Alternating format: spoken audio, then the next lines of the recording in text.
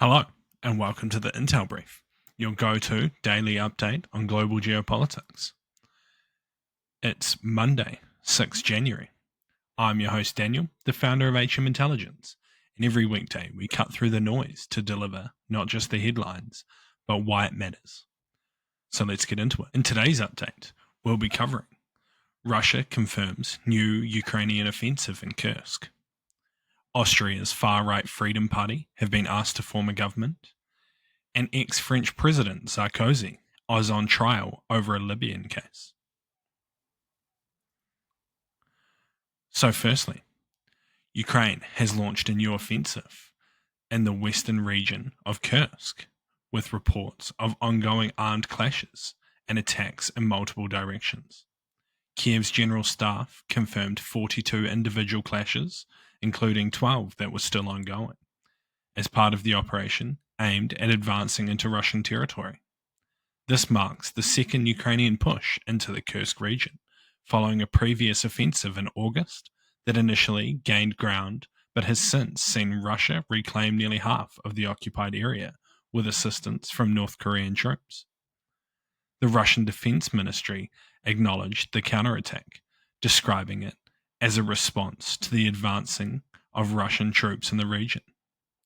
Reports indicate the use of tanks, armoured vehicles, and demolition units by Ukrainian forces, targeting areas such as the road to Kursk and the village of Berdin. Pro-Kremlin military bloggers and Ukrainian officials alike confirmed the renewed offensive, which has reportedly caught Russian off guard. Videos from the region depict Ukrainian armoured columns, including mine-clearing vehicles, advancing at high speed. Ukrainian presidential advisor Andriy Yermak stated that the operation is delivering a strong message to Moscow, while the head of Ukraine's Center for Countering Disinformation emphasized that the attacks were strategically coordinated to strike in several directions. Despite the intensity of the clashes, neither side has reported changes to the front line or significant losses, but the operation has underscored Ukraine's continued attempts to exert pressure on Russian forces within their own borders. So what? While it is highly likely that this operation will not be a decisive blow to Russia, it is likely beneficial for Ukrainian defensive efforts. However, this is conditional on the Ukrainian forces not becoming isolated in the region. So long as Ukraine maintains pressure in the Kursk region, Russia, highly likely, is required to redeploy assets to their area that would have otherwise been used in other areas for offensive operations. And next, Austrian President Alexander van der Bellen has tasked Friedrich Kickl, leader of the far-right Freedom Party for Austria, or FPO, with forming a new government following the collapse of coalition talks led by outgoing Chancellor Karl Nehammer. Kickl's FPO emerged as the strongest party in September's parliamentary elections, securing 28.8% of the vote, surpassing Nehammer's party. Despite initial resistance to the FPO due to their controversial far-right platform, van der Bellen cited the need to respect the voters' decision in commissioning Kickl to lead coalition negotiations. Kickl now faces the task of forging a coalition, likely starting with the Conservative Party, after previous talks with them and the Social Democratic Party of Austria and the Liberal Neos failed. Van der Bellen expressed reservations but emphasized the importance of democratic principles and respecting the election's outcome. Kickl assured the president that he could find viable solutions to form a stable government. This development marks a significant shift in Austrian politics, as the FPO's rise reflects the growing support for its hardline stance on immigration and national sovereignty. So what? We've been talking about this a lot throughout 2024, and it's likely to continue to be on the same topic in 2025. Europe is facing a political crossroads at the moment, with almost all countries looking to vote out, or recently has, voted out their traditional parties in favour of more extreme alternatives. Generally, this is due to several factors, including high inflation levels, lack of affordable housing, and rising levels of immigration. Though voting for far right-leaning parties is unlikely to solve most of these problems, it is likely that it could lead to some unforeseen consequences.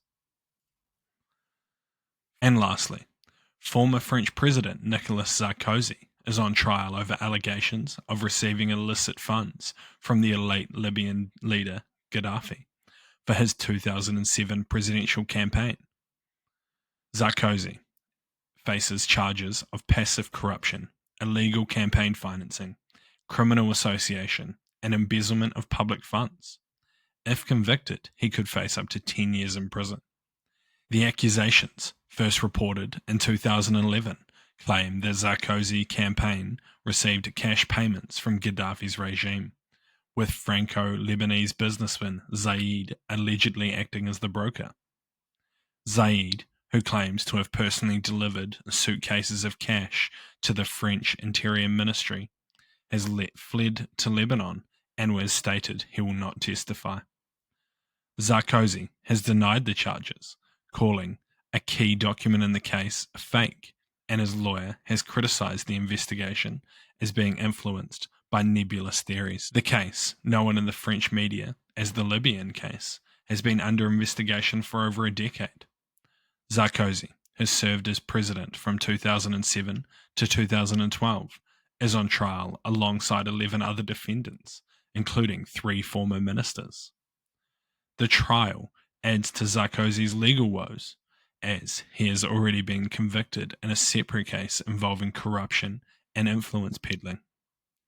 The allegations gained momentum in 2016 following Zaid's public claims about delivering cash from Libyan officials to the French ministries. This trial highlights ongoing concerns about political corruption and the influence of foreign money in French politics, with Sarkozy's defence emphasising the need for the court to assess the evidence objectively. So what? It seems possible that Sarkozy will be convicted and could face prison time. However, unfortunately, it seems likely that the trial will not be based on whether or not Sarkozy took the money from Gaddafi, but whether or not the French authorities can get enough evidence without the testimony of the broker. Regardless, it is highly unlikely that this will have an effect on France's already chaotic political system, outside of highlighting the ongoing risks of corruption. Thank you for tuning in to the Intel Brief, your daily intelligence update brief, brought to you by HM Intelligence. Support the show by sharing it with your friends and leaving us a 5-star review. If you are curious to learn more about intelligence, you can check out one of our courses. They're all affordable, self-paced, and online. Further details are available in the description below. Thank you for listening. I've been your host, Daniel, and I'll see you next time.